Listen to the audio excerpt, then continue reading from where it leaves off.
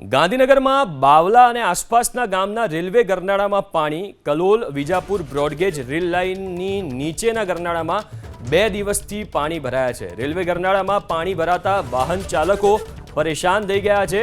ખેતરમાં રહેતા પશુપાલકોને ગામમાં જવું મુશ્કેલ બન્યું છે. ગામમાં પહોંચવા માટે ખેતરથી 11 કિલોમીટરનો ચકરાવો ફરવો પડી રહ્યો છે. દ્રશ્યો તમે સ્ક્રીન ઉપર જોઈ રહ્યા છો. ગાંધીનગરમાં બાવલા અને આસપાસના ગામના રેલવે ગરનાળામાં પાણી ભરાઈ ગયા છે.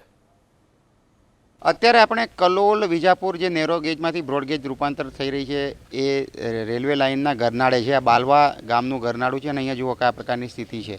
આ ગરનાળું જે છે એમાં પાણી ભરાઈ ગયું છે. અત્યારે પમ્પિંગથી કાઢવાનો પ્રયાસ કરવામાં આવી રહ્યો છે.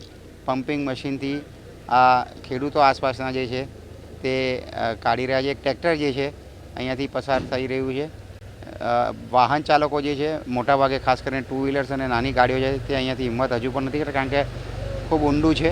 ટ્રેક્ટર સિવાય ભાગ્યે જ કોઈ વાહન પસાર થઈ શકે છે. અહીંયા આસપાસના રહીશો જે છે તે હાલાકીનો સામનો કરી રહ્યા છે. ખાસ